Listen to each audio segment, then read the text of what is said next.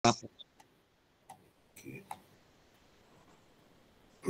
Bismillahirrahmanirrahim. Alhamdulillah. Wassalatu wassalamu ala sayyidina Muhammad.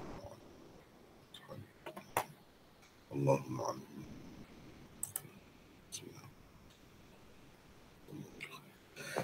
Alhamdulillah, malam ni kita dapat bersama lagi dalam kuliah Sunan Abi Dawud sebagaimana biasa. Cuma terlebih dahulu saya nak pastikan kita sebelum ni telah sampai ke bab 6 ke belum lagi. Saya tak pasti tu. Ini bab 6 dengan hadis 14 di bawahnya. Kita dah bincang habis ke bab sebelum ni atau belum lagi? Itu saya tak pastilah. Kalau ada sesiapa sahabat peserta sekalian yang pasti, sila maklumkan. Yang ni kita dah baca dah ke belum lagi? Hadis yang ke mana 13. Hadis yang ke-13 ni. Seingat saya belum lah. Belum jadi surat hadis 31 tu. muka surat 31. Oh ya. Ini belum. Maknanya kita telah baca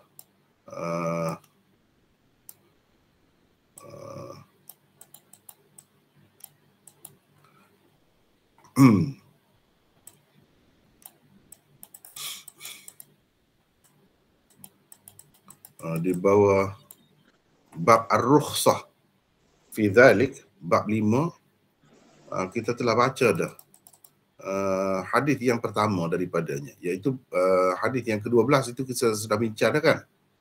Belum? Itu dah. Cuma hadis yang ke-13 di bawah tajuk ni belum lagi, gitu. Ya, belum. Oh. Jadi babur rukhsah fi dhalik, bab 5, dia ada 2 hadis di bawahnya. Hadis yang pertama iaitu hadis yang ke-12 itu telah kita bincangkan. Hadis yang ke-13 belum bincangkan lagi. Jadi keharusan menghadap kiblat ketika membuang air. Di bawah tajuk ni berdasarkan apa yang sahabat kita sebut tadi, hadis yang ke-12 kita telah baca. Cuma hadis yang ke-13 daripadanya belum lagi. Betul ke di situ? Orang lain kata macam mana? Ya, mana? Betul gitu, okey. Baik, malam ni kita akan baca hadis yang ke-13 daripadanya lah.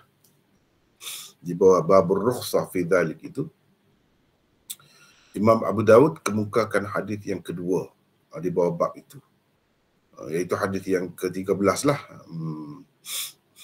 daripada awal bab ni, awal kitab ni. Baiklah.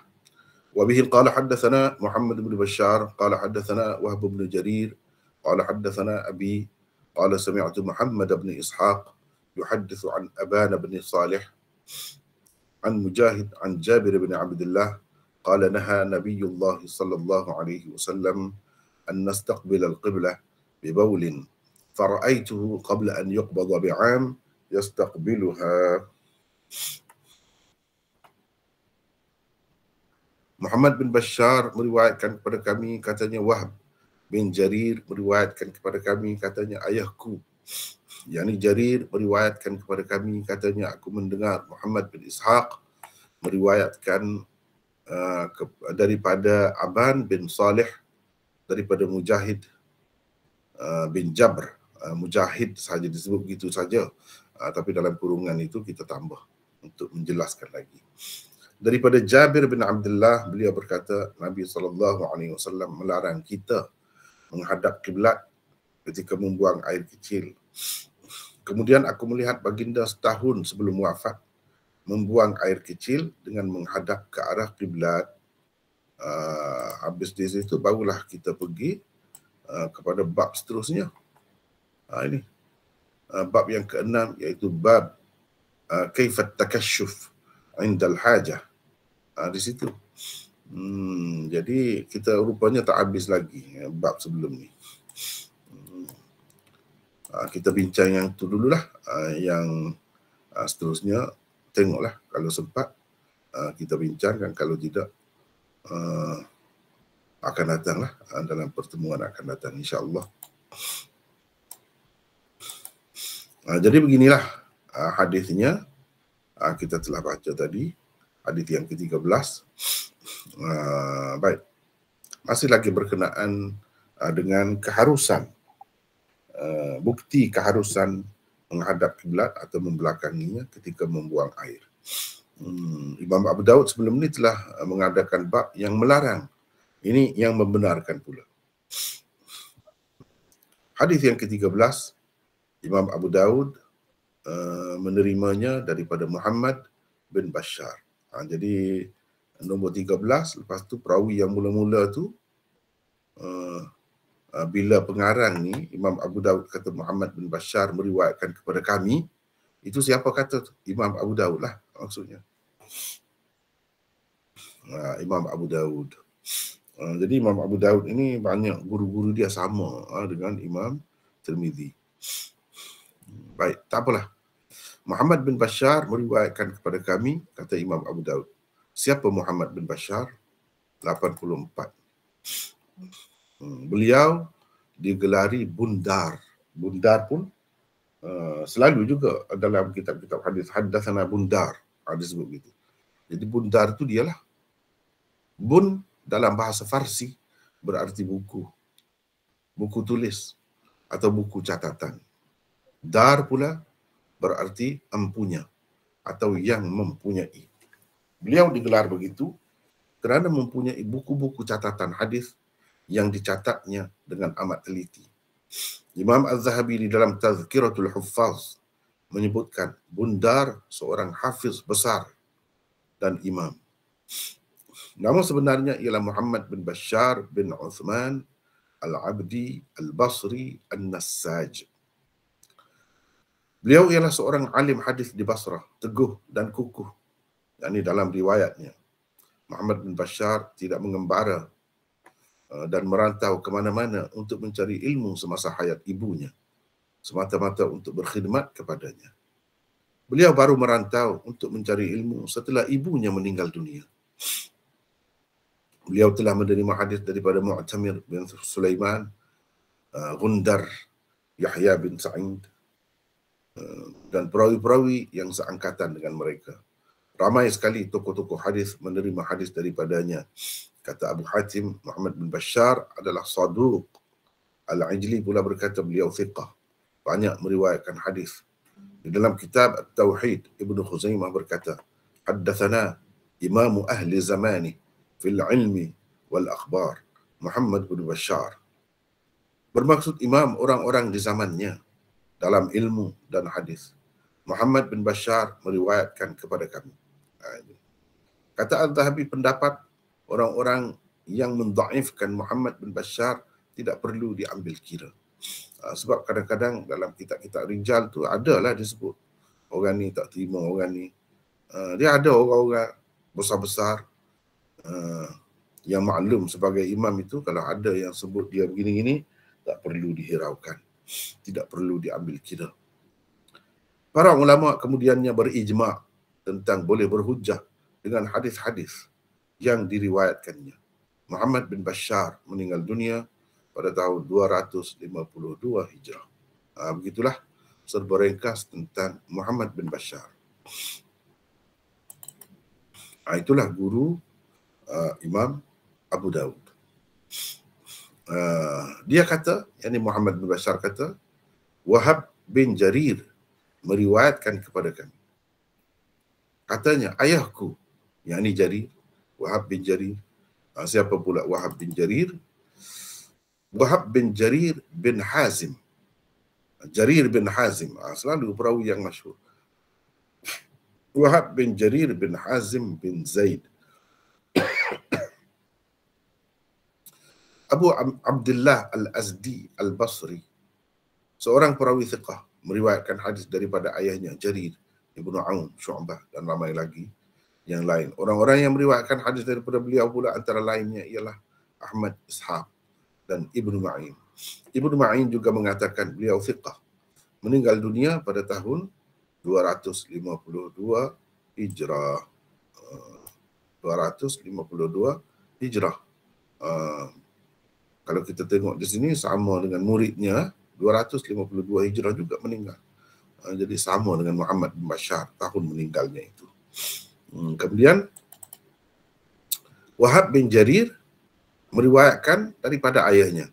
Katanya ayahku, yakni Jarir 86. Jarir bin Hazim adalah seorang perawi thiqah. Tetapi hadisnya daripada Qatadah. Sekejap kita besarkan sikit. Tetapi hadisnya daripada Qatadah ada kelemahan.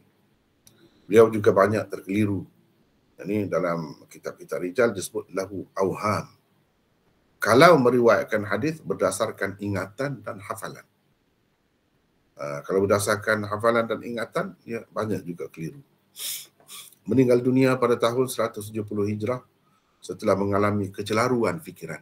Setelah berlaku dipanggil dalam istilahnya ikhtilat. Itu kecelaruan fikiran. Mana orang yang kuat pun kadang-kadang dia jadi begitu bila tua. Bagaimanapun beliau tidak ada meriwayatkan hadis setelah bercelaru fikirannya. Jadi kalau macam tu, mana-mana orang yang perawi-perawi yang meriwayatkan daripadanya itu, jelaslah okeylah riwayatnya. Sebab apa? Sebab setelah bercelaru fikiran, dia tidak ada lagi meriwayatkan hadis. Demikian tersebut di dalam At-Taqrib. Jadi kalau macam tu jelaslah. Kalau yang tak tahu tu susah juga. Orang yang menerima daripada dia ni sebelum bercelaru fikirannya ke ataupun selepas. Kalau tak tahu susah juga. Dengan sebab tak tahu tu kadang-kadang ulama hadis bercermat, dia pakai tak terima, dia ketepikan hadis tu. Kadang-kadang gitu. Kalau dia ketahui, mana-mana yang terima selepas bercelaru fikiran, itu tidak diterima riwayatnya. Kalau yang sebelum diterima. Begitu. Tapi dia ni maklum, selepas bercelaru fikiran, orang tak terima. Apa ni? Dia tak ada riwayat dah lagi. Demikianlah tersebut di dalam At-Taqrib. Taqribut Tahdzib maksudnya. Kalau kata At-Taqrib itu maksudnya Taqribut Tahdzib. Karangan Hafiz Ibnu Hajar. Beliau ringkaskan daripada Tahdzibut Tahdzib. Karangan dia juga. Tahdzibut Tahdzib itu adalah saringan kepada kitab Tahdzibul Kamal. Tahdzibul Kamal. Begitulah ulama-ulama ni dia ada kesinambungannya dalam menerima ilmu dan menyampaikan ilmu, ada kesinambungannya.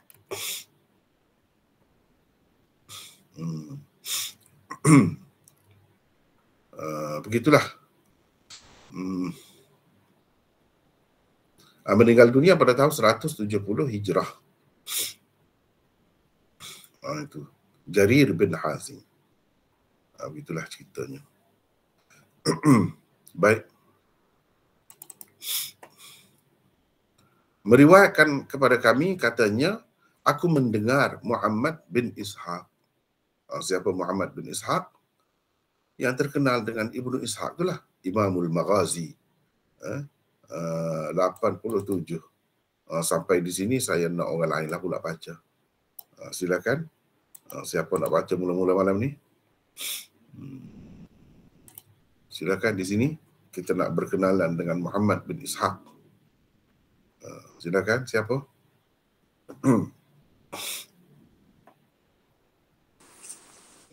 Saya baca mana? Ni siapa ni? Asyad mana? Asyad. Silakan. 87. Ya.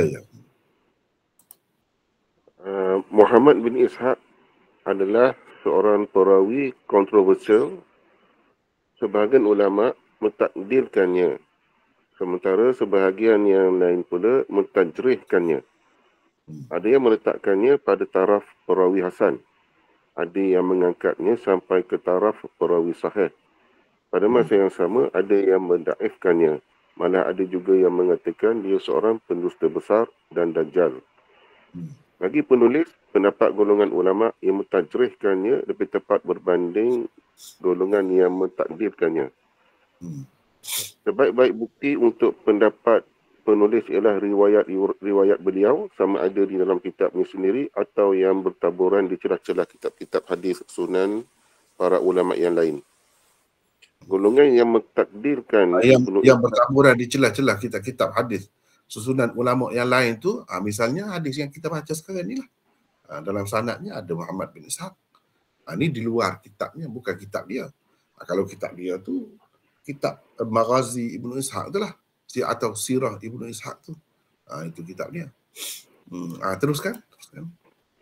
Golongan yang mentakdirkan Ibnu Ishaq juga tidaklah menerima semua bentuk riwayatnya tanpa syarat. Mereka bahkan meletakkan beberapa syarat untuk diterima riwayatnya. Antara syarat penerimaan riwayatnya ialah A. Beliau tidak bersendirian dalam meriwayatkannya. B. Riwayatnya tidak menyokong bid'ahnya. C. Beliau tidak meriwayatkannya secara an-anah. D. Tidak ada gharabah atau syurut atau syuzuz. E. Tidak bercanggah dengan riwayat-riwayat yang lain yang lebih siqah daripada riwayat orang lain, bukan yang lain, orang lain. Tidak bercanggah dengan riwayat-riwayat orang lain yang lebih siqah daripadanya. F. Tidak mengandungi unsur-unsur yang memburuk-burukkan para sahabat Rasulullah SAW. D. Tidak bercanggah dengan kaedah riwayat dan riwayat yang diterima pakai oleh para ulama hadis. Ibnu Ishaq meninggal dunia pada tahun 151 Hijrah. Riwayat-riwayatnya terdapat di dalam Sahih Muslim, Sunan Abi Daud, Sunan Al-Nasa'i, Sunan At-Tirmizi, Sunan Ibnu Majah dan lain-lain.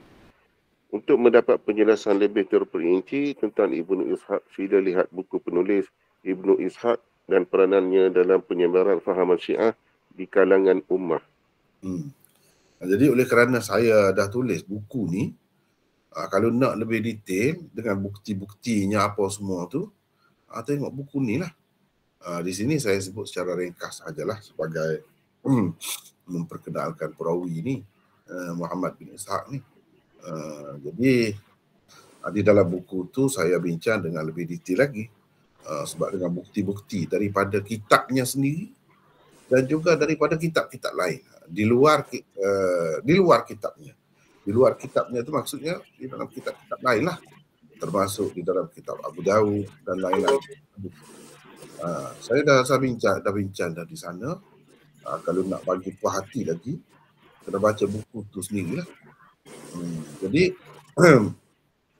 nama tajuk buku tu pun dalam penyebaran fahaman Syiah.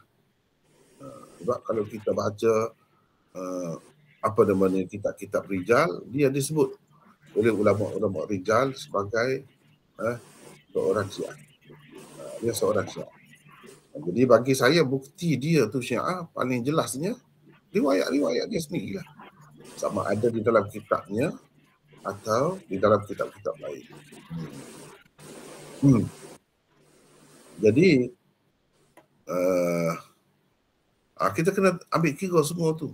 Jangan kita dalam menilai seseorang perawi ni, kita hanya ambil pendapat orang saja. Pendapat ulama ni. Jadi pendapat tu macam saya dah sebut tadi, ada macam-macam. Memanglah ada yang mentakdirkannya, ada. Tapi ada juga yang mentajrihkannya. Kenapa kita tidak ambil yang ni? Kenapa kita ambil yang tu? Ikutlah, tak kisah nak ambil yang mana-mana tu tak jadi masalah. Cuma biar disokong dengan bukti. Disokong dengan bukti hujah. Tapi bagi saya berpuas hati dengan golongan yang mentajrihkannya. Bahkan menganggapnya teruklah sampai ke peringkat pendusta besar dan dajjal. Saya lebih setuju dengan yang itu. Tapi tidaklah bermakna semua riwayat dia tu tak boleh pakai, tidak. Riwayat Ibnu Ishaq banyak daripadanya diriwayatkan juga oleh orang-orang lain. Biasanya yang ada masalahnya Kalau riwayat dia tu kalau yang dia bersendirian. Kalau dia saja, orang lain tak ada riwayat macam tu. Itu yang bermasalahnya. Kalau yang orang lain riwayat juga, kalau kita terima riwayat itu bukan bermakna kita pakai dia. Kita pakai orang lain lah. Cuma kebetulan dia pun kata begitu. Okeylah, jadi masalah. Yang jadi masalahnya kalau dia bersendirian. Orang panggil tafarrudat. Kalau dia mutafarrid, bersendirian. Sebabnya tafarrudat Ibnu Ishaq ni memang tidak diterima oleh ulama. Ulama-ulama yang terima dia pun tak mahu terima juga kalau dia bersendirian. Dia saja.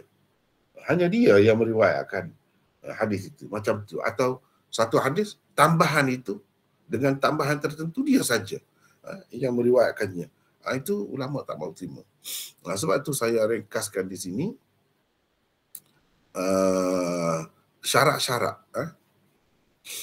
Orang-orang yang kata dia mentakdilkan dia pun, terima dia pun, bukan dia terima secara mutlak begitu, tanpa syarat. Dia ada syarat. Antaranya, ini syarat yang pertama, tidak bersendirian. Tidak bersendirian. Kalau dia bersendirian, orang yang terima pun tak mahu terima dia. Sebab biasanya kalau dia bersendirian itu pelik-pelik lah. Pelik-pelik lah. Riwayatnya yang kedua, riwayatnya tidak menyokong bid'ahnya. Sebab dia maklum, bid'ah, ahli bid'ah dia ni. Bid'ah akidah lah, bid'ah akidah, bukan bid'ah amalan ni, tak, bid'ah akidah. Jadi bid'ah akidah tu lebih berat. Lepas tu bid'ah dia tu, kalau kita baca kitab-kitab rijal, dia bukan satu perkara saja. Bukan Syiah saja. Saya dalam buku saya tu, saya banyak membuktikan dia tu sebagai Syiah. Sebagai Syiah. Memang banyaklah buktinya. Tapi ulama-ulama lain sebut dia sebagai Qadari, sebagai Mujassim juga. Mujassimah dia ni. Sebab ada riwayat dia, kalau tengok dalam buku saya 99 usul itu, salah satu usul tu menyerupakan Allah. Menggambarkan Allah tu seperti berjisim lah. Berjisim. Dia ada riwayat yang macam tu. Dalam kitab dia ada riwayat yang macam tu. Kalau kita terima dia, bermakna kita terima jugalah macam tu. Sebab kita dah kata dia perawi yang bagus, perawi yang thiqah, boleh diterima, kena terima jugalah macam tu. Di situ kita akan menghadapi masalahnya. Nak bercakap, nak terima tu senang. Senang nak bercakap, nak kata kita boleh terima. Ada orang dia kata dia bagus, orang dia kata dia begini-begini. Senang. Apabila kita berhadapan dengannya, kita lah yang jadi masalah. Orang yang terima dia tu, dia lah kena jawab. Dia kena jawab. Begitu. Setahu saya, buku saya tu pun ada juga orang kritik. Kritik Ibnu Ishaq. Dia macam tadi, dia sebut macam tadi. Tapi dia tidak jawab betul buku tu dengan menulis buku pula. Tidaklah. Macam tu. Cuma adalah orang sebut kepada saya, ada dalam video saya. Saya dengar, saya ikutilah juga. Saya tengok juga. Tapi hujahnya tak kuat. Kalau kuat, okey, tak jadi masalah. Kritik itu biasa dalam dunia ilmu ni. Tapi tak kuat. Seolah-olahnya dia tak baca buku saya dulu. Kalau baca buku tu, tak apa. Lepas tu cerita lah, tak apa. Dia kena baca dulu.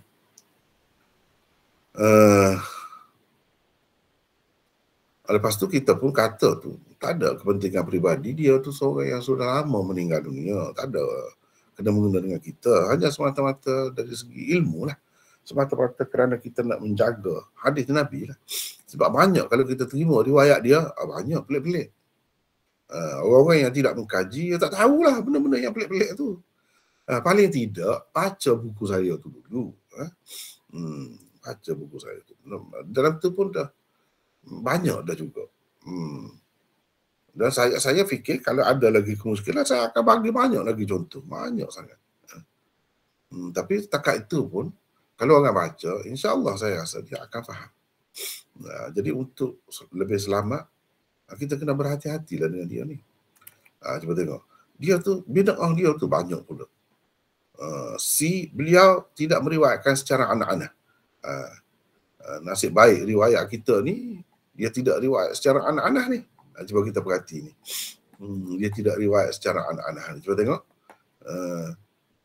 Apa ni, Jarir bin Hazim kata, aku dengar Muhammad bin Ishaq yuhaddithu, dia meriwayatkan secara tahdits daripada aban. Maknanya dia tidak kata an aban.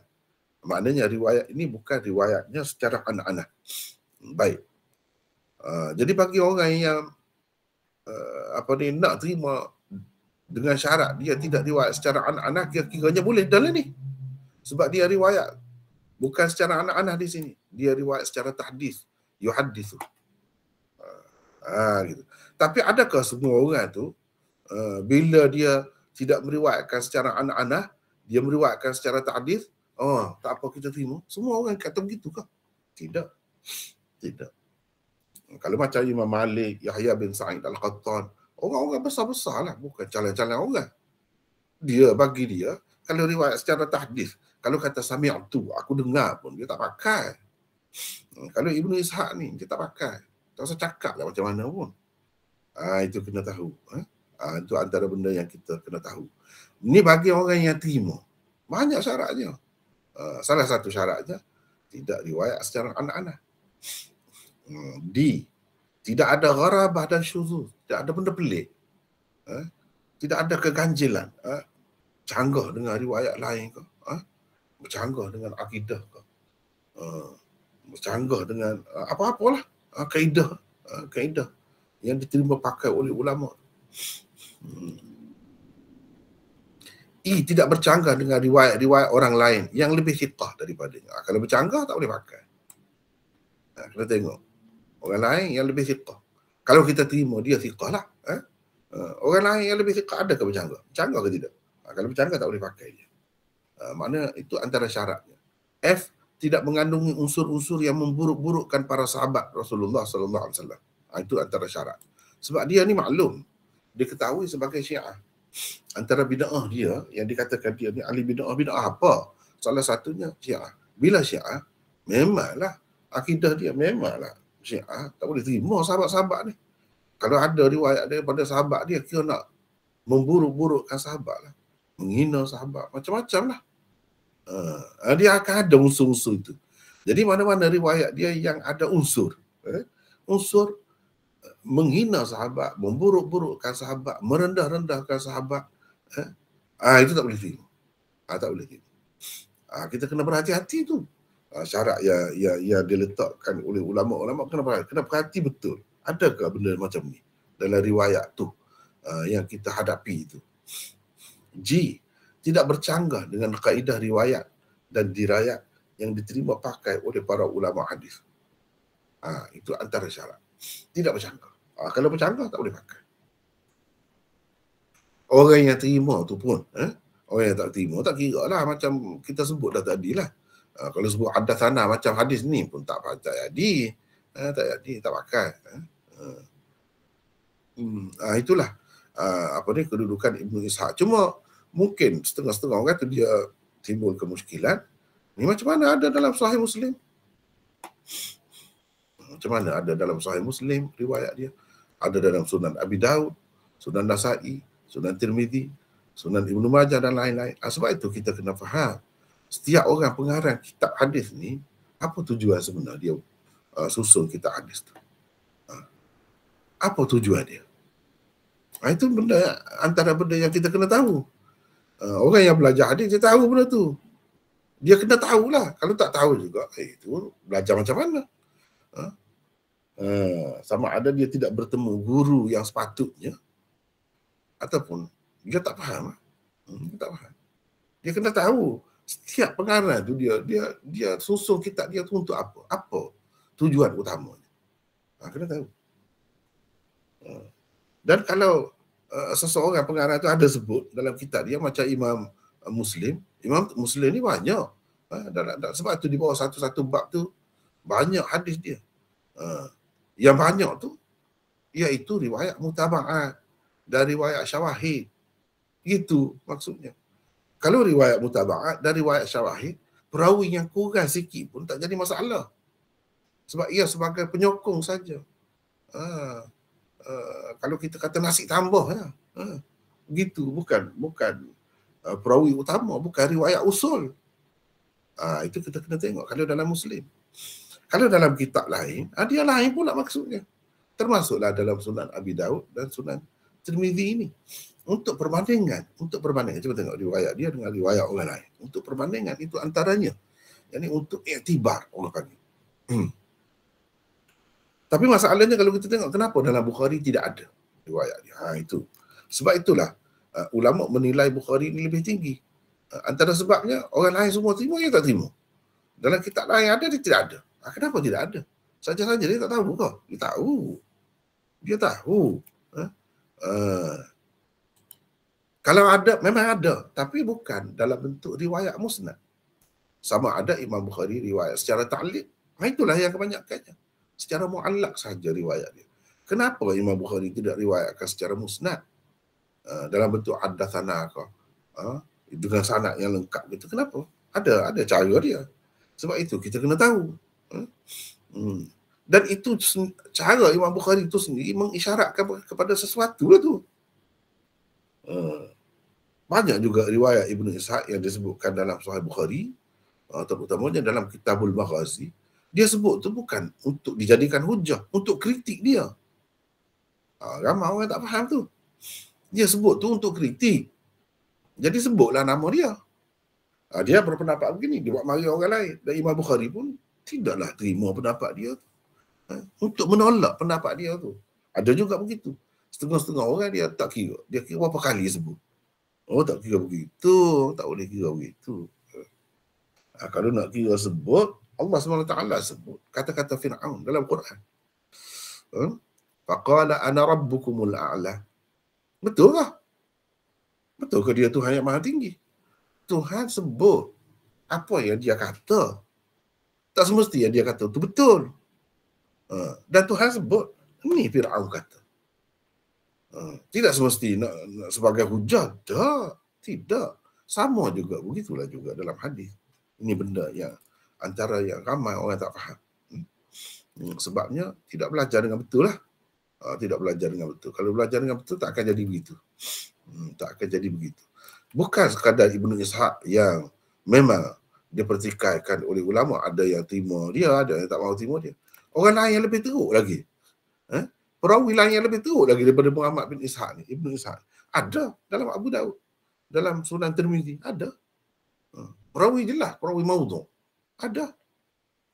Apa lagi kalau kita hadis yang bawa daripada tu. Jadi apa tujuan? Adakah ulama-ulama kata imam-imam ni penyebar hadis maudhu'? Tak. Sebab mereka faham apa tujuan dia. Apa tujuan dia?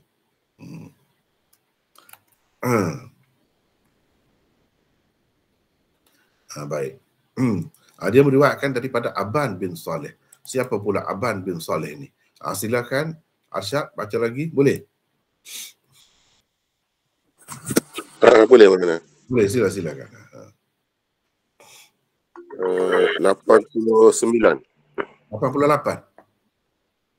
88. Ya.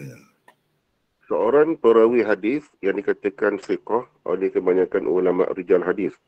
Mereka menganggap Ibnu Hazm yang mengatakan beliau majhul dan Ibnu Abdul Bar yang mengatakan beliau daif sebagai waham, iaitu kekeliruan.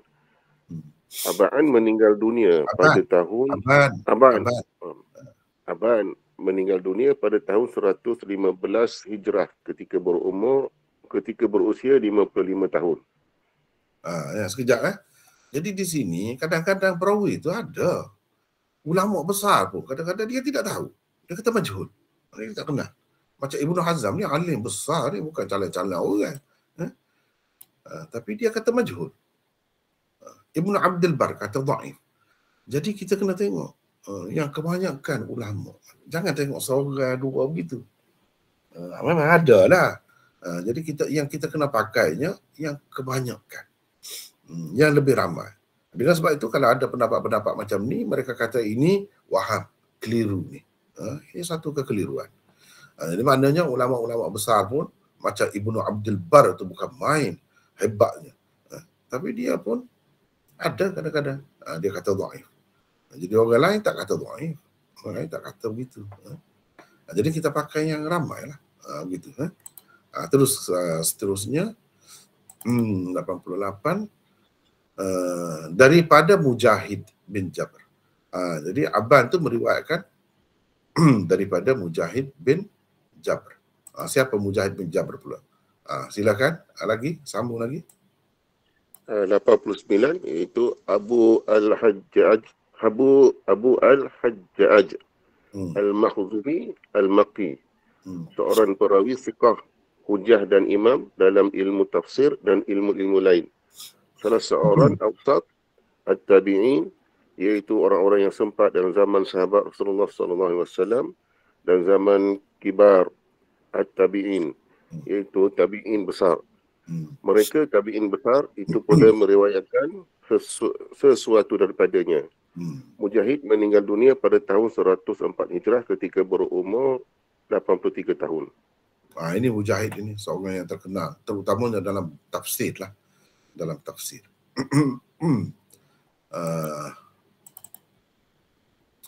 Dia pula mengambil daripada Jabir bin Abdullah. Jabir bin Abdullah ni sahabat Nabi. Silakan terus baca lagi. Iaitu bin Amr bin Haram Al-Anshari As-Salami. Jabir dan ayahandanya. Abdullah adalah sahabat Rasulullah SAW. Jabir ada ikut serta berperang bersama Nabi SAW dalam 19 peperangan. Beliau terbilang salah seorang daripada 7 orang sahabat yang banyak meriwayatkan hadis daripada baginda SAW. 7 orang sahabat yang dimasukkan selain beliau sendiri ialah Abu Hurairah, Ibnu Umar, Ibnu Abbas, Anas, Ibu Sa'id Al-Khudri dan Aisyah. Abu Sa'id Al-Khudri dan Aisyah radhiyallahu anha. Jabir bin Abdullah meninggal dunia selepas tahun 70 Hijrah ketika berumur 94 tahun. Itu tentang Jabir bin Abdullah, sahabat Nabi yang terkenal. Baik. Beliau berkata Nabi SAW melarang kita, melarang kita. Kami itu bukan maksud untuk sahabat sahajalah, untuk orang-orang Islam lain, selepas mereka juga. Sebab itu kalau kita kata melarang kita pun boleh juga. Menghadap kiblat ketika membuang air kecil. Kemudian aku melihat baginda setahun sebelum wafat membuang air kecil dengan menghadap ke arah kiblat. Jadi ini menunjukkan seseorangnya yang dia larang dahulu tu macam mansukh lah. Ataupun kalau tidak mansukh pun berkait dengan keadaan-keadaan tertentu. Bukan mutlak. Misalnya di tempat terbuka ke, di tanah lapang ke, di tempat macam tu. Kalau di tempat tertutup, lain pula. Sebab apa? Sebab Nabi ni di tempat yang agak tertutup. Dia buat ni. Daripada sinilah ulama yang mengatakan kalau dalam bangunan, dalam binaan, dalam tandas itu boleh. Tidak dilarang pun. Dia dilarang itu kalau di luar. Ada yang berpendapat begitu. Kerana ada hadis inilah. Baik. Nota 91.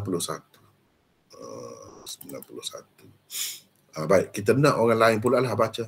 Siapa nak baca pula daripada sini, nota 91? Silakan. Saya mana? Siapa ni? Abdul Rahman. Abdul Rahman daripada mana tu? Kajang. Daripada mana? Kajang. Oh, Kajang. Silakan. Kedudukan hadis ke-13. Hasan. Diriwayatkan oleh Ahmad, Tirmizi, Ibnu Majah, Ibnu Khuzaimah, Ibnu Hibban, Hakim dan Al-Bahaqi. Tirmizi mengatakan gharib. Sementara Ibnu Hibban, Ibnu Khuzaimah dan Al-Hakim pula menghukumnya sahih.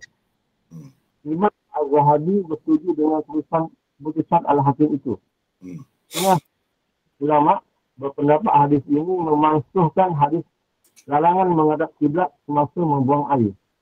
Hadis ini dikatakan dalil oleh golongan yang berpendapat harus membuang air dalam keadaan menghadap kiblat dan membelakanginya secara mutlak. Setengah ulama mazhab Syafi'i pula berpegang hadis Jabir melalui tarikh salah riwayat yang lain. Imam Tirmizi di dalam kamu tak ada Al-Hal ya? Al-Ilalul Kabirnya. Al-Ilalul Kabirnya berkata, aku telah bertanya kepada Imam Bukhari berkenaan dengan hadis Jabir. Jawab beliau, ia sahih. Ini berarti hadis Jabir itu ada saluran lain yang sahih. Hafiz Ibn Hajar dalam Al-Takhris Al-Hadir mentakhrijkan hadis Jabir ini dengan agak terperinci. Kata beliau, Ali Ahmad, Al-Bazzar, Abu Daud, Tirmizi, Ibn Majah, Ibn Jarud, Ibn Khuzaimah, Ibn Hibban, Hakim, dan Ad-Daruqutni. Ibn Hibban mengatakan lafaz wanastadbiraha.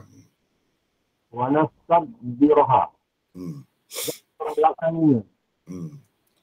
Jadi tadi kan dalam hadis tu daripada menghadap kiblat saja. Jadi dia ada tambahan Ibnu Hibban ni dan membelakangi kiblat. Itu juga dilarang lah. Teruskan. Imam Bukhari menghukum hadis ini sahih menurut nukilan Imam Tirmizi daripada beliau. Imam Tirmizi sendiri mengatakan hadis ini hasan. Demikian juga kata Al-Bazzar. Sekejap ya. Sebab hadis ini tidak ada dalam Sahih Bukhari.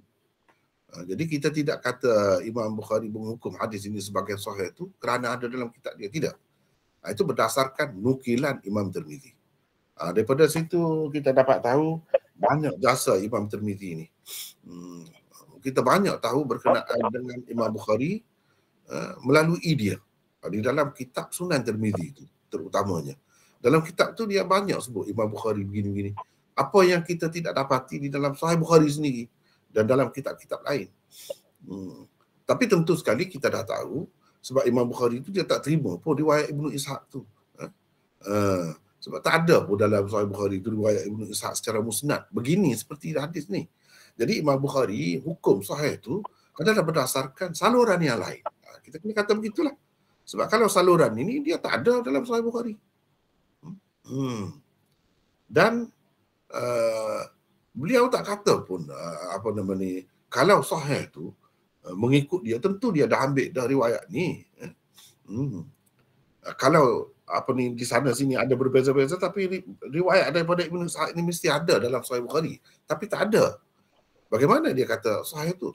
Ini menunjukkan berdasarkan saluran riwayat lain. Sebab banyak salurannya. Inilah yang dikatakan riwayat Ibnu Ishaq yang ada juga orang lain meriwayatkannya. Bukan dia bersendirian. Kalau dia bersendirian, tak sampai ke peringkat sahih ataupun hasan itu. Mengikut orang yang terima dia pun. Ini yang kata sahih atau hasan ini kerana ada riwayat lain lagi, orang-orang lain lagi. Bukan tafarrudat, bukan termasuk dalam tafarrudatnya. Teruskan baca Abdul Rahman. Asalkan juga mengatakan ia sahih. Oleh itu dia dengan sendirinya memasukkan hadis Abu Ayyub. Ulama masih membantah hujah yang dikemukakan oleh ulama-ulama mazhab Syafi'i itu dengan mengatakan kalau diandaikan hadis Jabir itu sahih sekalipun, dia tetap dikategorikan sebagai hadis fi'li yang tidak dapat disamakan dengan hadis qauli daripada segi kekuatannya. Jadi lebih lagi buat kepada tujuan dilarang menghadap dan membelakangi Kaabah ialah untuk memuliakannya. Sedangkan kemuliaan Nabi sallallahu alaihi wasallam Allah lebih daripada kemuliaan Kaabah. Bahkan menurut ulama, baginda sallallahu alaihi wasallam lebih mulia daripada aras dan kursi. Jadi kalau Nabi buat itu, boleh kita kata khusus dengan dia. Jadi untuk orang lain tu dia larang tu untuk memuliakan Kaabah. Dan kalau dia tu lebih mulia lagi daripada Kaabah, daripada yang lain-lain, apa masalahnya? Itu berkait dengan perbuatan dia. Yang kita nak pakai untuk umum ni lebih diutamakan hadis qauli dia. Jadi hadis qauli kita dah tengok dalam bab sebelum ni memang melarang, Nabi jelas melarang. Jadi kalau kita ini perbuatan dia itu mungkin khusus dengan dia, kata mereka lah, kata orang yang tak setuju. Baik, teruskan lagi. Maka sesuai sekali jika dikatakan keharusan menghadap atau membelakangi kiblat itu khusus untuk Nabi SAW sahaja. Tapi ingat sendiri di dalam Al-Takhis Al-Hadir mempertikaikan orang-orang yang menjadikan hadis Jabir ini sebagai hujah untuk membolehkan seseorang menghadap kiblat dan membelakangi secara mutlak. Kata beliau, ini hanya boleh menceritakan perbuatan Rasulullah SAW yang tidak boleh dijadikan panduan umum. Boleh jadi Nabi SAW melakukan begitu kerana sesuatu keuzuran. Boleh jadi jika dengar SAW pada ketika itu berada dalam fase binaan. Dan banyak lagi kemungkinan yang lain. Lihat Al-Takhis Al-Hadir jadi satu halaman 306. Lain yang ditemukan oleh Abu Daud di bawah bab kelima ini, hadis Aisyah juga selalu dijadikan sebagai hujah oleh golongan yang membenarkan atau mengharuskan membuang air dalam keadaan menghadap kiblat atau membelakanginya. Di bawah ini adalah hadis Aisyah yang dimaksudkan itu. Teruskan. Yazidu akhbarana Hammad bin Salamata an Khalidin Al-Hazza'i an Khalid bin Abi As-Salti. Kunna inda Umar bin Abdul Aziz fadhakaru ar-rajula yajlisu 'ala al-khala'i fayastaqbilul qiblat. ذلك فحدث عن راتب بن مالك عن عائشة أننا لك نكر عند النبي صلى الله عليه وسلم فقال أو قد فعلوها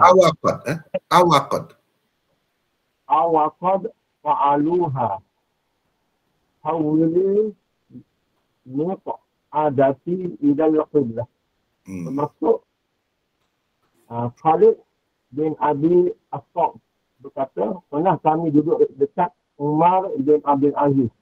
Lalu orang-orang yang hadir dalam majlis itu menyebut tentang seorang lelaki yang duduk untuk membuat air dengan menghadap kiblat.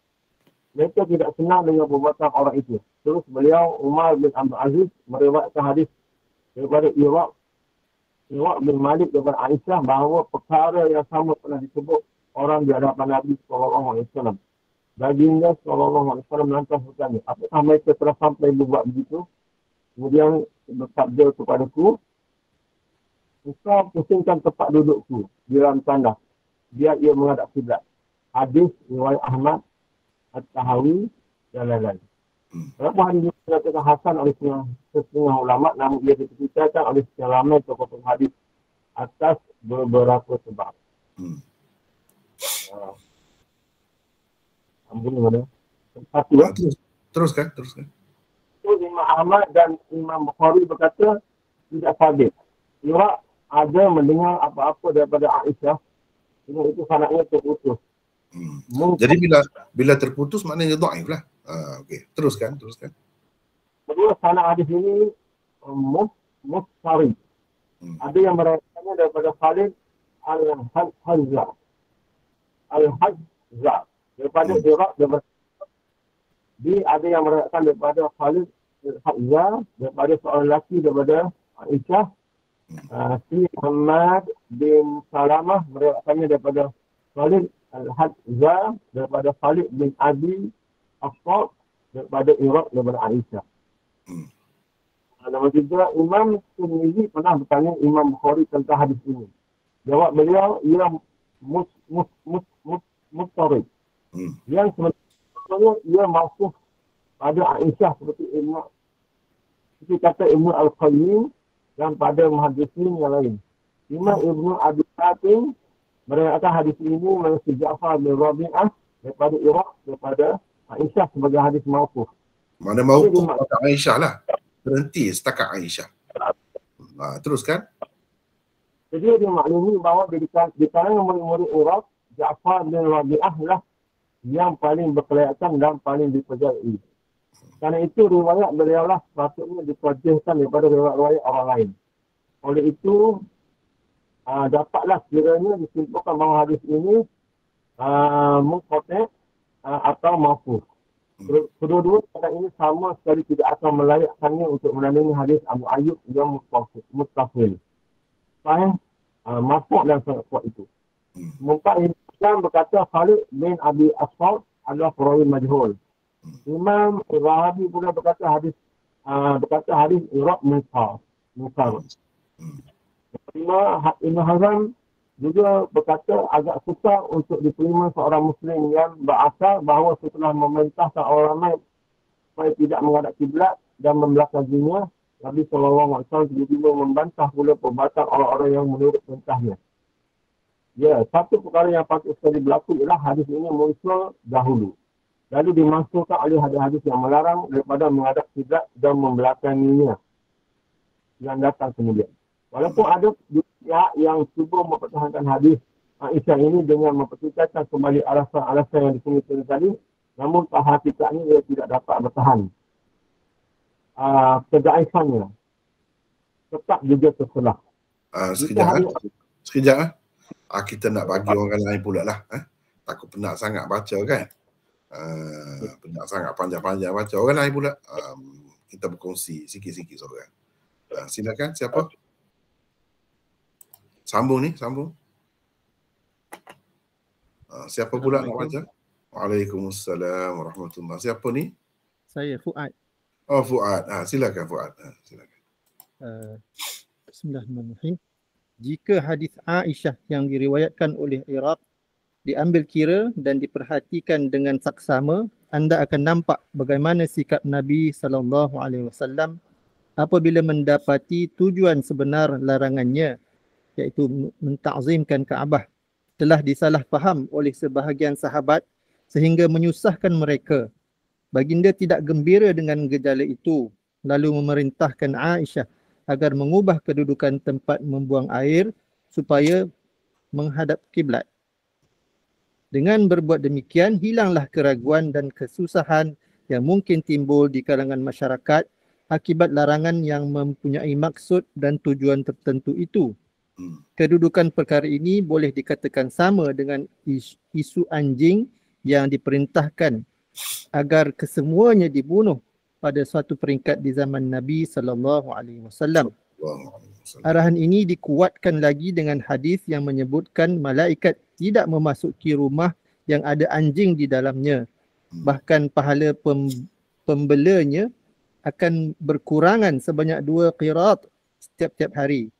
Kemudian perintah menghapuskan anjing dilonggarkan dan dikhususkan kepada anjing hitam sahaja. Anjing-anjing lain tidak perlu lagi dibunuh. Jabir meriwayatkan, terus Anna ya? Ya. Anna Rasulullah sallallahu alaihi wasallam amara biqatlil kilabi hatta anna al-mar'ata kanat tadkhulu bil kalbi fayuqtalu min qabli an takhruja wa qala laula anna al-kilaba ummatun min al-umami la amartu biqatliha faqtulu minha كل أسود بهيم بين عينيه نقطتان فإنه شيطان. Bermaksud, sesungguhnya Rasulullah SAW pernah memerintahkan agar dibunuh anjing sehingga orang perempuan Bila masuk ke dalam rumah, dibunuhnya anjing terlebih dahulu sebelum keluar. Beberapa lama kemudian Rasulullah SAW bersabda, kalaulah tidak kerana anjing-anjing itu salah satu makhluk kejadian Allah, niscaya aku perintahkan kesemuanya dibunuh. Sekarang bunuhlah anjing berwarna hitam legam yang ada 2 titik di antara 2 matanya, kerana ia adalah syaitan. Hadis riwayat Ibnu Hibban. Kemudian Teruskan. Kemudian pada akhirnya arahan ini juga dibatalkan, dimansuhkan melalui sabda baginda sallallahu alaihi wasallam yang diriwayatkan oleh Abdullah bin Mughaffal. Kata beliau, amara Rasulullah sallallahu alaihi wasallam biqatlil kilab thumma qala ma li walil kilabi thumma rakhasa fi kalbi as-sayd wa fi kalbin akhar nasiyahu Sa'id. Bermaksud Rasulullah sallallahu alaihi wasallam pernah menyuruh membunuh anjing-anjing. Kemudian baginda bersabda, kenapa aku perlu sibuk dengan anjing-anjing? Kemudian Nabi sallallahu alaihi wasallam membenarkan anjing perburuan dan satu macam anjing lagi dipelihara. Perawinya Sa'id terlupa. Ya, bukankah anjing juga merupakan sebahagian makhluk Tuhan seperti mana lalat, nyamuk dan sebagainya? Hanya kerana makhluk-makhluk ini membawa berbagai penyakit, mereka dianggap langsung tidak berfaedah. Ini adalah satu persepsi yang salah. Tetap ada hikmat dan kebaikannya apabila mereka diciptakan oleh Allah. Kalau anjing memang sejenis makhluk perosak dan langsung tidak mempunyai kebaikannya, tentu arahan agar ia dibunuh tidak dihentikan. Pembatalan arahan membunuh anjing membuktikan terdapat maksud dan tujuan lain di sebalik perintah membunuhnya sebelum itu. Sekejap. Ya. Jadi ini contoh yang saya berikan sama juga dengan masalah ni. Masalah yang kita bincang ni, iaitu kalau kita kata mula-mula Nabi SAW mengarahkan supaya jangan ketika buang air itu menghadap ataupun membelakangi kiblat. Kemudiannya Nabi SAW membenarkan. Itu satu kemungkinan. Satu lagi kemungkinan, mula-mula Nabi menghadap kiblat atau membelakangi kiblat, selepas tu larangan. Ada 2 kemungkinan. Tapi biasanya yang mula-mula tu lebih berat, yang kemudian tu lebih ringan. Dan yang mula-mula tu ada maksudnya yang tersendiri, setengah-setengah perkara tu yang dianjurkan oleh Nabi SAW tu. Jadi bila maksud dan tujuan itu tercapai dengan berlalunya sekian lama masa, Nabi SAW sebut macam lain pula. Inilah yang dipanggil mansuh. Kadang-kadang mansuh ni beberapa peringkat berlaku. Mansuh bahagian ni dulu, mansuh sebahagian yang lain pula, kemudian mansuh semua sekali. Begitu. Seperti mana haram jugalah. Ada peringkat-peringkat. Mula-mula macam ni larang, lepas tu kuat, lepas tu lebih kuat lagi. Begitulah proses syariat Islam itu berlangsung di zaman Nabi SAW. Kalau kita kata dalam bab menghadap dan membelakangi kiblat ini, kalau kita kata yang dilarang itu dahulu, dan yang benar ini kemudian, sesuai dengan tajuk yang dibuat oleh Imam Abu Dawud ini, mula-mula dia sebut yang larang, lepas tu sebut yang membenarkan. Sesoalannya yang membenarkan itu kemudian, maka kita kena faham beberapa perkara. Apa maksudnya? Di situ mengikut ulama, maksudnya ialah mentakzimkan Kaabah. Setelah mentakzimkan Kaabah tu dah meresap dah masuk dah dalam fikiran dan dalam jiwa sahabat, dia faham dah apa yang maksud sebenarnya. Maka Nabi bagi kelonggaran lah. Terutamanya apabila dia tengok orang dia terlalu berpegang dengan zahir sangat sehingga menyusahkan. Sedangkan Islam itu tidak menyusahkan sampai ke peringkat itu. Maka Nabi SAW tunjukkan atau sabdakan yang meringankan mereka. Berbeza daripada yang sebelum itu. Sebab kira-kiranya yang sebelum itu, larangan itu sudah tercapai maksudnya. Jadi tak perlu lagi. Dia bagi kelonggaran lah. Jadi ada maksud tu. Maksud tu lah yang nak dicapainya. Sama seperti kalau kita perhati di situ dengan anjing. Anjing ni pun macam tu juga. Di satu peringkat ni macam kita sebut di sini. Memang ada dalam hadis tu. Mula-mula suruh bunuh semua. Lepas tu kecuali begini. Lepas tu kecuali lagi. Ada peringkat-peringkat. Jadi apa maksudnya? Di sini saya tidak sebut maksudnya. Saya sebutkan benda ni di dalam Sunan Tirmizi. Kalau sahabat-sahabat, peserta-peserta sekalian dah ikuti, ramai di antara kita juga saya tahu, daripada awal lagi dia ikuti saya ni. Berapa tahun yang lalu. Ketika mula-mula mengajar Sunan Tirmizi lagi ikut. Jadi kira-kiranya dia dah tahu dah perbincangan ini. Tapi saya tahu juga ramai daripada kita ni yang baru ikut. Jadi kalau nak tahu dengan lebih detail dalam bentuk tulisan, tengok nota tu lah, nota Sunan Tirmizi tu.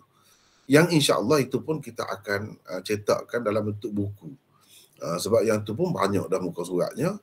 400 lebih saya rasa, 400 lebih dah muka suratnya. Jadi perbincangan banyak di situ. Di sini saya buat ringkasan sahaja. Antara yang disebutkan oleh ulama tentang apa hikmat di peringkat-peringkat begitu anjing itu, daripada keras kepada lebih ringan itu. Antara maksudnya ialah Nabi SAW nak mengikis semangat ataupun perasaan kagum orang-orang Arab, terutamanya orang Islam lah, sahabat-sahabat dia, daripada mengagumi orang-orang Yahudi. Ini antara maksud besar dia. Sebab itu kalau dari segi hukum pun mula-mula 8 kali suruh basuh. Lepas tu 7 kali suruh basuh. Salah satunya dengan tanah. Itu saya tak bincang, tak sebut di sini. Lepas tu ada pula hadis Abu Hurairah yang sebutkan 3 kali sahaja. Sebab itu Imam Malik kata tak ada semua tu. Tak ada semua tu. Dia ada maksud lain sebenarnya. Sebab itu Imam Malik kata tak perlu pun basuh. Basuh tu masuk dalam ta'abudi dan Nabi suruh basuh jelah. Tapi sebenarnya bukan kerana kotor. Jadi ada maksud lain. Nabi SAW sebenarnya nak bagi umat dia ni menjauhi anjing. Tak mahu. Tak ada. Sebab apa? Tak mahu pelihara langsung anjing ni. Sebab orang Yahudi pada ketika itu yang memegang kuasa di Madinah. Dan memegang ekonomi di Madinah. Keuangan duduk di tangan dia. Macam kita sekarang ni lah. Semuanya berkait dengan Amerika. Semuanya berkait dengan Israel. Jadi susah bila nak boykot tu. Nak boykot tu melibatkan banyak benda lah. Termasuklah yang kita duduk guna sekarang ni, depan kita sekarang ni. Jadi susah. Itu kenyataannya. Di zaman Rasulullah pun ada tu. Jadi cara Rasulullah nak kikis jiwa rendah, jiwa mengikut, jiwa kagum, jiwa hamba, kagum kepada orang lain, yang kuat dari segi politiknya, yang kuat dari segi ekonominya. Caranya apa? Ini salah satu cara. Sebab apa? Yahudi tu dia memang pelihara anjing. Macam kita di sini, orang Cina yang bukan Islam tu lah, kan? Biasalah pelihara anjing mereka. Banyak juga kesamaan. Dari segi ekonomi pun mereka kuat juga. Jadi banyak kita boleh belajar daripada sunnah Nabi ni, macam mana menghadapi bangsa yang lebih kuat dari sudut ekonomi, dari sudut politik, dari sudut apa pun, banyak yang benda yang kita boleh belajar.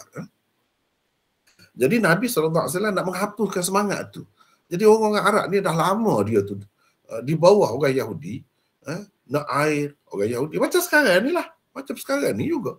Cuma dalam bentuk yang lebih besar. Dalam bentuk negara-negara. Bergantung dengan Israel tu. Sehingga nak telur pun bergantung dengan Israel. Nak air pun bergantung dengan Israel. Orang Arab sekarang ni. Zaman dahulu macam tu juga. Dah lama-lama dia akan kagum. Memang manusia ni begitu. Dia akan lemah.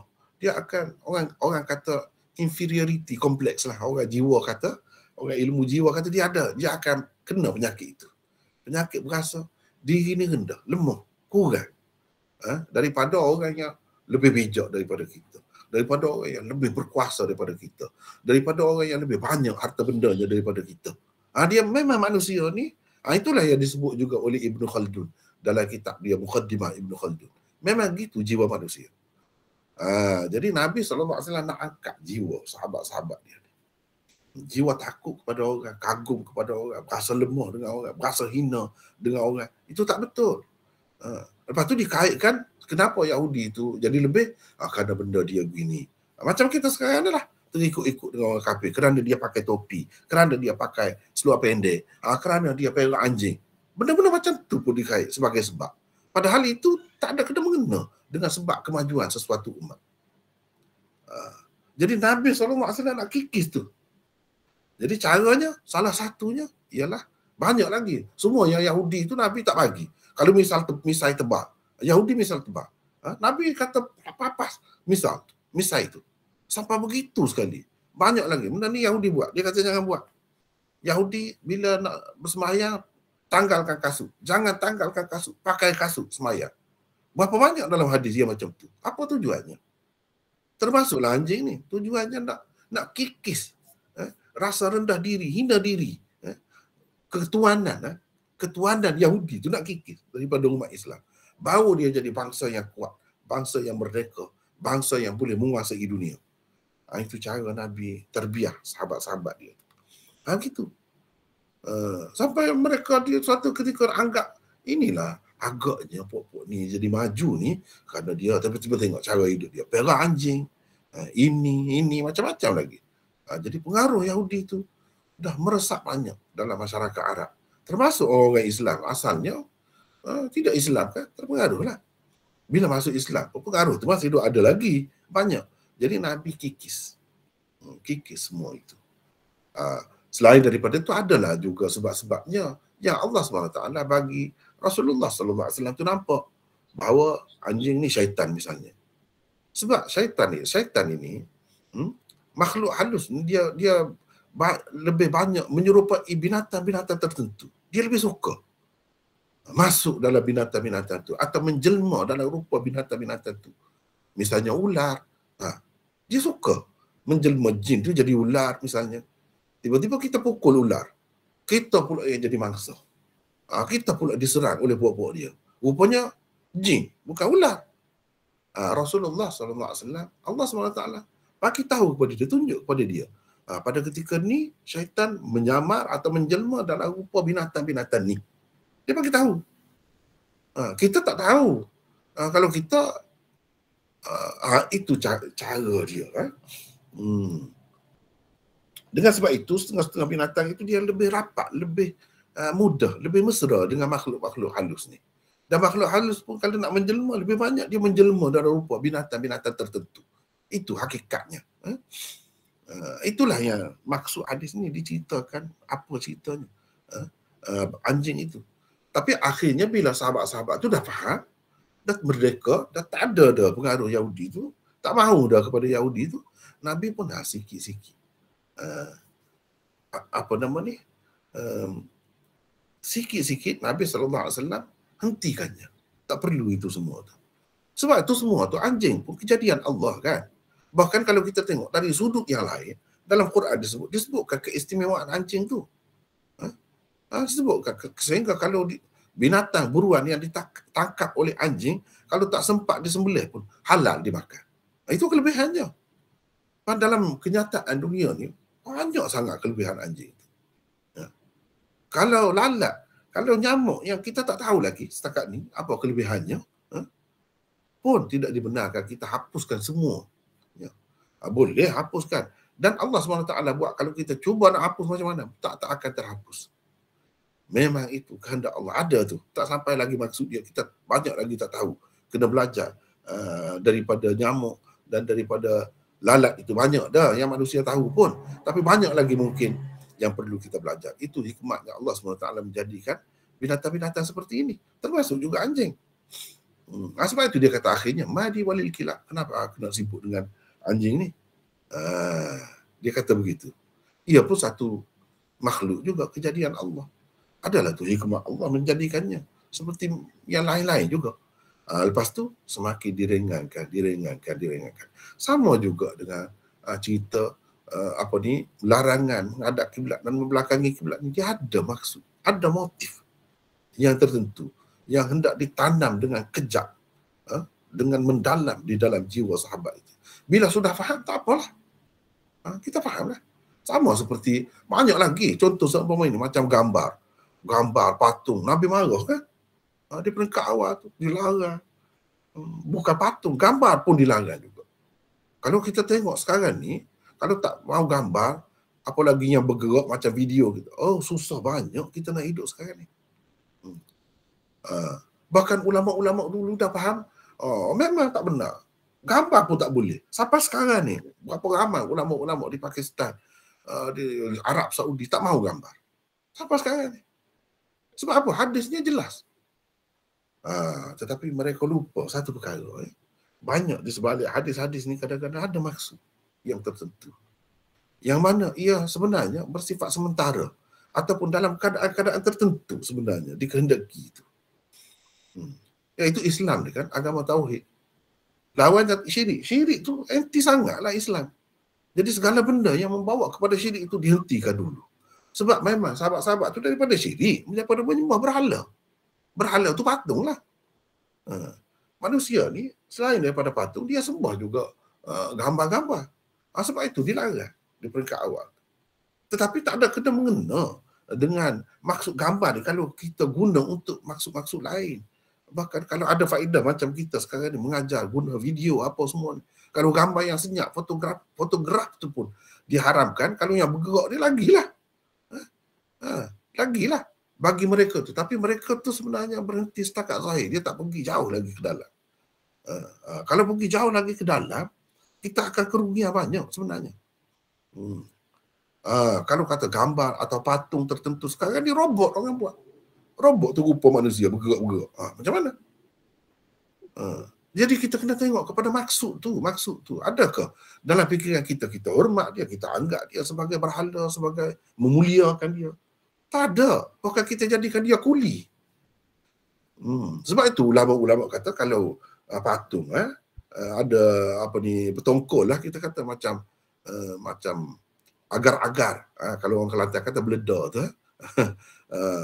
Kan dalam acuan tertentu dia ada dalam rupa arnab, dalam rupa apa. Ulama kata tak apa itu sebab kita makan. Bukan kita muliakan. Ada biskut-biskut yang biskut badak, biskut gajah, biskut harimau, rupa dia tu. Boleh ke tak boleh? Boleh, tak ada apa pun. Sebab kita tidak memuliakannya. Kita makan dia. Kalau di atas lantai, di atas permaidani ke apakah, ada gambar, kita pijak pun dia. Bukan memuliakan, tak ada apa, itu untuk perhiasan saja. Kalau kita faham gitu, tak ada apa sebab pun untuk dilarang. Dan maksud tu dia berkait dengan semasa. Dan pada masa lain kalau berlaku pula, gitulah. Ikut cara itulah. Itu maksudnya. Iaitu nak menghapuskan syirik. Nak menanam dengan kejap, dengan kuat akidah tauhid itu. Jadi segala apa yang bercanggah dengan tauhid itu semua dilarang di suatu ketika. Lepas tu kalau dah kita tengok benda tu banyak kebaikan dia, kelebihan dia. Macam mana nak buat penyelidikan kalau tidak ada gambar-gambar ni? Nak mengesan penjahat apa semua ni kalau tak boleh lukis. Setengah-setengah orang tu hebat lukis tu, kalau dicerita saja penjenayah ni dia boleh khayal, dia boleh bayar, dia boleh lukis untuk polis. Sehingga polis kata ni ya dekat macam ni rupa dia. Sampai macam tu. Hebat manusia. Jadi semua tu tak ada dengan sebab kita kata haram gambar. Segala kelebihan tu tak ada dah semua. Sedangkan berapa banyak manfaat dan faedah dia. Sebab itulah kita nak faham Islam, nak faham hadis ni, kena pergi jauh. Jangan selapis. Kena buat macam kek lapis tu. Kek lapis tu. Bukan senang nak buat kek lapis tu. Dia akan ada seni juga. Jangan angkat selapis. Banyak lapis kita tengok. Barulah indah. Barulah jadi cantik. Okey. Jadi panjang pula di situ ya. Seterusnya kita mana tadi? Sebagai kesimpulan mana tadi? perlu difahami. Ada. Sini Boleh Fuad baca lagi? Silakan. Boleh. Silakan. Teruskan. Terdapat setengah ulama yang tegas menyokong larangan menghadap dan membelakangi kiblat berhujah dengan mengatakan bahawa ada hadis yang menyebutkan di akhirat kelak orang yang meludah ke arah kiblat akan mendapati ludah tersebut berada di antara dua matanya. Hadis tersebut menunjukkan perbuatan meludah ke arah kiblat pun tidak dibenarkan, apatah lagi jika membuang air. Perlu sekali difahami bahawa hadis berkenaan sebenarnya telah disalah faham oleh mereka. Ancaman yang tersebut di dalam hadis itu hanyalah untuk orang-orang yang meludah di dalam solat. Ia bukannya meliputi semua keadaan. Nabi SAW melarang perbuatan tersebut kerana ingin menjaga adab sembahyang dan kebersihan masjid. Amat sukar sekali untuk mematuhi arahan tersebut jika ia turut meliputi keadaan di luar sembahyang. Riwayat tersebut yang lebih sahih juga ada mengaitkan perbuatan tersebut dengan sembahyang. Sebagai kesimpulannya, bolehlah dikatakan tujuan Nabi SAW melarang dan kemudian menampakkan keharusan dalam soal ini sebenarnya ada kaitan dengan proses pentarbiyahan kepada para sahabat dalam menimbulkan kebesaran dan kemuliaan Kaabah di dalam hati mereka. Apabila sudah mencapai tujuannya, iaitu perasaan ta'zim kepada Kaabah sudah sebati di dalam hati sanubari umat Islam, arahan tersebut dilonggarkan supaya tidak menimbulkan kesulitan dan kesukaran. Arahan agar posisi tempat duduk baginda SAW di dalam tandas diubah sebagaimana tersebut di dalam hadis riwayat Iraq adalah bukti yang menunjukkan ia tidak khusus dengan Nabi SAW sahaja. Perbuatan para sahabat seperti Ibnu Umar juga turut menghilangkan kekeliruan ia khusus untuk baginda SAW. Ya, teruskan. Soalnya, bagaimana pula dengan umat Islam di kemudian hari? Adakah mereka dapat memahami dan menghayati tujuan sebenar Nabi SAW sebagaimana para sahabat dahulu? Jawapan kepada persoalan ini tidak sukar. Bagi mereka yang belum memahami konsep dan hikmah di sebalik larangan dan keharusan di celah-celah sabda Rasulullah SAW, penerangan dan pemahaman perlu diberikan dengan secukupnya. Oleh itu amat sesuai jika kaedah yang diajarkan oleh Nabi SAW itu dilaksanakan semula peringkat demi peringkat. Seeloknya rumah-rumah dan binaan yang dibangunkan disyaratkan ataupun sekurang-kurangnya disyorkan supaya tidak meletakkan posisi tandas menghadap atau membelakangi kiblat. Ini harus disemai supaya tidak timbul anggapan dan lintasan di dalam fikiran seperti sembahyang dan membuang air sama sahaja posisi dan kedudukan menghadapnya. Dikhawatiri kelak ia menyebabkan penghormatan kepada kiblat tidak wujud lagi. Nabi SAW mendidik umatnya supaya menghayati perbezaan dan kelainan seperti ini tidak sekadar di dalam ibadat sahaja, malah mengajarkan umatnya agar membezakan identiti diri umat daripada orang-orang kafir, juga supaya budaya, tata cara dan kelakuan mereka tidak diagung-agungkan dan dipandang mulia dan hebat. Bagaimanapun, jika berada di suatu tempat yang tandasnya telah dibina menghadap kiblat, perbuatan menyusahkan diri dengan mencari kawasan yang lain kerana mahu mengelak dari menggunakan tandas seperti itu adalah tidak perlu. Perbuatan Abu Ayyub yang mengelak diri dari menggunakan tandas di Syam merupakan pandangan peribadi beliau. Bukan kesemua sahabat mempunyai sikap dan pandangan yang sama. Sikap Abu Ayyub mungkin didasarkan di atas sikap cermat dan berhati-hati dalam urusan agama. Pendirian sebegini adalah elok, tetapi ia harus diiringi dengan kefahaman yang mendalam tentang maksud dan tujuan sebenar sesuatu suruhan atau tegahan agama itu. Okey, jadi habis dah perbincangan kita. Kemudian kita sampai kepada bab ke-6 malam ni. Rasanya tak sempat dah kita baca bab ke-6 ni. Mungkin kita boleh berhenti dah. Dah sampai dah masanya pun. Kalau ada kemuskilan sedikit sebanyak ataupun nak bincang apa ni hadis yang kita telah bincangkan tadi, ada masa insya-Allah kita bagi masa sedikit. Silakan. Ada apa-apa kemuskilan setakat ini? Assalamualaikum warahmatullahi. Waalaikumsalam warahmatullahi. Ya. Saya bab wuduk ni. Apa? Yang bab wuduk ambil semayang. Wuduk. Ya.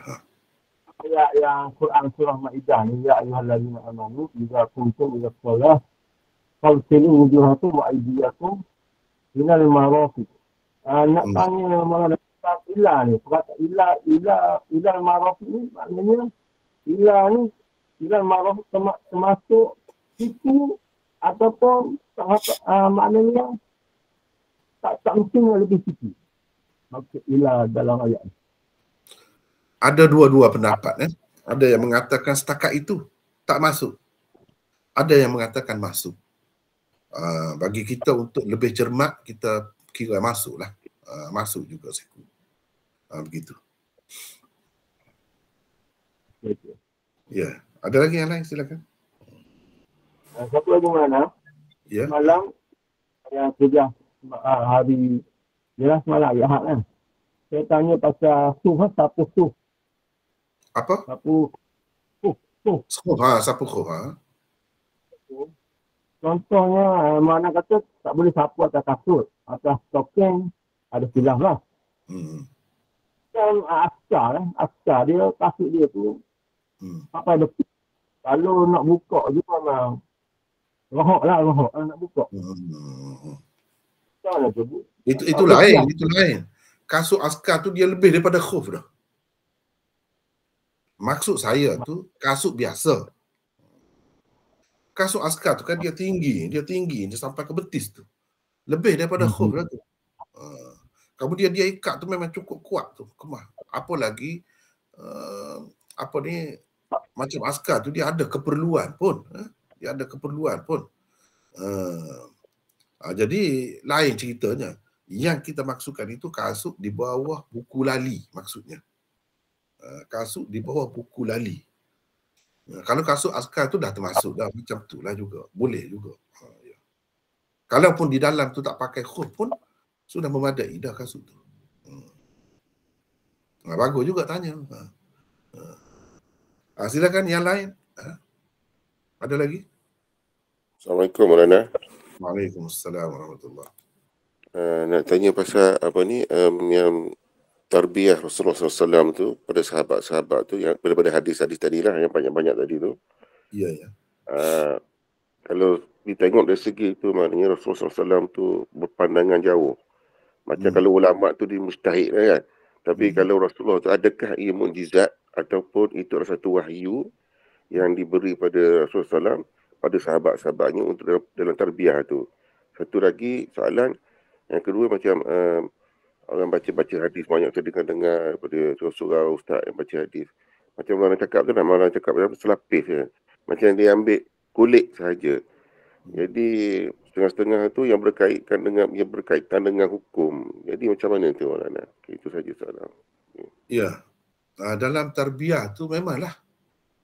Sebab itu sahabat-sahabat ni dia istimewa. Sebab pada hakikatnya mereka tu secara tidak langsung zahir secara langsungnya nampak Nabi. Dia sebalik tu Allah SWT sendiri yang mendidik, mengasuh mereka tu. Nabi tu hanya perantara. Sebenarnya Allah SWT yang mendidik, mengasuh, mentarbiah sahabat itu. Dan hasilnya kalau kita tengok, tentu sekali melalui mukjizat, melalui wahyu lah. Tentu sekali itu. Sebab Nabi SAW tidak buat sesuatu terutamanya berkait dengan hukum ni dengan sendiri, tidak. Semuanya berdasarkan wahyu. Dan kita dapat lihat kesan dia tu sangat ketara, berbeza hasil dia tu. Hasil tarbiyah orang biasa dengan hasil tarbiyah Nabi SAW. Sebab itu dalam masa yang sekejap, tak lama, dia boleh menguasai dunia. Itu hasil tu.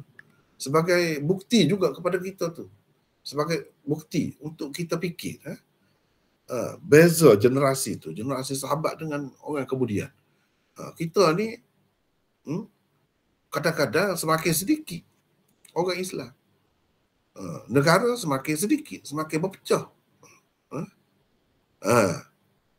Sedangkan zaman Nabi dulu daripada kecil dia semakin luas. Semakin lemah, jadi kuat, berkuasa tu. Menguasai dunia dalam masa yang ringkas saja. Kalau orang lain, didik juga. Pakai Quran juga, pakai hadis juga, tapi tidak Nabi. Di zaman dahulu kan Islam kuat. Zaman kemudian pakai juga, tapi banyak yang tak betul, tak kena. Kita bukan jadi tuan, jadi hamba. Bahkan hamba di negeri sendiri kadang-kadang. Itulah akibatnya. Sebab tak kena lah. Sebab tak kena. Semakin berpecah. Cuba tengok. Cuba kita tengok. Apa nama ni? Banyaklah contoh tu. Banyak daripada dulu sampai sekarang banyaklah. Kalau negara Islam. Walaupun negara Islam tu sebenarnya yang bukan Islam betul-betul pun. Tapi semakin lemah. Cuba tengok. Iraq. Itu kuasa tentera besar tu dulu. Ada apa dah sekarang ni? Cuba tengok. Inilah umat. Cuba kita tengok Syria. Kuasa tentera besar tu. Hebat tu. Digeruni di dunia ni. Terbilang dulu. Termasuk Libya. Musuh Islam buat macam mana? Musuh Islam buat hancur semua. Jadi tak ada dah. Itu keadaan umat Islam. Bukan nak jadi semakin kuat. Semakin berpecah ada. Kalau tidak pergi kepada kafir pun. Kalau kita kata sekarang ni Iraq tu macam boleh ke Iran dah. Macam Amerika hadiah kepada Iran. Sebab apa? Dia jadi Syiah habis dah. Lebih kuatnya Syiah. Segala benda yang dia nak selama ni, dia untuk dibuat terhadap kubur-kubur imam-imam mereka, dibuat dah. Sebenarnya itu hadiah mereka kepada Iran. Jadi di mana kuatnya umat Islam? Nak jaga akidah ke, nak jaga apa ke, nak jaga ekonomi ke, nak jaga apa ke, teruk. Memang teruk. Semakin teruk. Dulu Pakistan itu dua. Pakistan Barat, Pakistan Timur. Dah berpecah. Walaupun dia tidaklah pergi kepada orang kafir. Bangladesh tu, Bangla tu Islam juga. Tapi pecahlah. Pecahlah. Dulu Singapura tu dalam Malaysia. Kalau nak bilang banyaklah kan. Banyaklah. Di situ kita boleh tengok bezanya. Bezanya. Jadi yang orang yang dididik oleh Rasulullah SAW sendiri, itu hasilnya. Jadi kita sekarang ni sebenarnya rahsianya kenapa sahabat jadi begitu? Sebab dia ikut betul Quran dan Sunnah tu. Bukan dakwah saja. Dia ikut betul. Kita sekarang ni banyak dakwah. Banyak sahih, ikut sahih. Sehingga kalau kita kata tadi pakai hadis pun selapis gitu lah. Sebab itu kita tak boleh maju. Selapis gitu. Lepas tu duduk kemah-kemah. Orang yang tak serupa dengan pendapat kita, kita tuduh macam-macam. Padahalnya itu merugikan kita. Kita tak faham pun benda tu. Inilah akibatnya. Selapis lah. Belajar pun ya saya selapis. Arab Saudi tu banyak juga bagusnya, tapi banyak juga saya tak setuju. Antaranya dia masalah gambar tadi lah yang saya sebut tadi kan. Sehingga dalam buku-buku dia kan, kadang-kadang saya nak tergelak tengok. Lucu. Gambar misalnya lembu ke, unta ke, dia buat macam bintik-bintik kepala tu. Sebab kalau bintik-bintik tu tak mungkin hidupnya. Bagi mereka kalau hidup, satu gambar yang lengkap itu tak boleh lah. Sampai begitu zahirnya pegang. Ataupun dia putuskan dekat tengkok dia putus, dia potong. Tak boleh hidup kalau binatang tak ada kepala, mana boleh hidup kan. Jadi dia kaitkan dengan hidup tu. Hidupan. Kalau pokok tak apa, pokok tu pun hidup juga kalau nak kira. Tapi hidup ni, macam ni lah binatang manusia ni. Dia potong. Sampai begitu sekali. Dah dapat kuasa banyak dah. Dia buat pun alhamdulillah banyak. Tapi dalam bab tu saya tengok ketinggalan. Jadi macam mana ulama-ulama dia nak bercakap dalam TV, nak guna video kalau macam tu? Lebih hidup lagi, dah boleh bergerak. Macam mana? Ada ketinggalan zaman kalau macam tu. Akhirnya tak pakai juga. Terpaksa pakai yang ni. Sebab tu, kalau daripada awal lagi kita tu bersikap terbuka kan, banyak lapis cara kita menilai, mengkaji tu, taklah jadi begini umat ni. Itu yang nak kepada Islam, nak kepada sunnah dah tu. Banyak lagi tak kena. Selagi tak kena ni, ginilah kita. Sebab itulah kena belajar betul-betul. Akhi Arsyad, saudara Arsyad ni kena panggil lagi. Orang-orang lain, sahabat dia boleh belajar macam ni. InsyaAllah boleh faham. Saya sebut tadi, walaupun agak tinggi lah, boleh faham saya rasa. Sebab kita sebut bahasa kita. Bukannya bahasa Arab, bukannya bahasa lain. Faham ke tidak? Betul ke tidak? Faham ke tidak? Saya nak tanya. Faham. Boleh faham kan? Mudah. Tapi dah tidak disebut. Setakat yang disebut, itulah segala-galanya agama, itulah segala-galanya ajaran Nabi. Tak nampak Nabi tu hebat sebagai ahli politik, sebagai ahli psikologi, sebagai pendidik. Nampaknya halal haram, itu saja. Itulah jadi. Kalau kita belajar hadis ni macam tadi, kita nampak Nabi ahli psikologi, Nabi ni pendidik, Nabi ni ahli masyarakat, Nabi apa ni, macam-macam kita nampak. Hebat. Tapi kita kenapa ketinggalan? Memang macam tu. Sekarang ni kalau terbilang negara yang kotor, negara mana? Islam, negara Islam. Padahal Nabi ajar gitu lah. Nampak sahih. Jelas tu nampak. Canggah. Nampak? Canggah.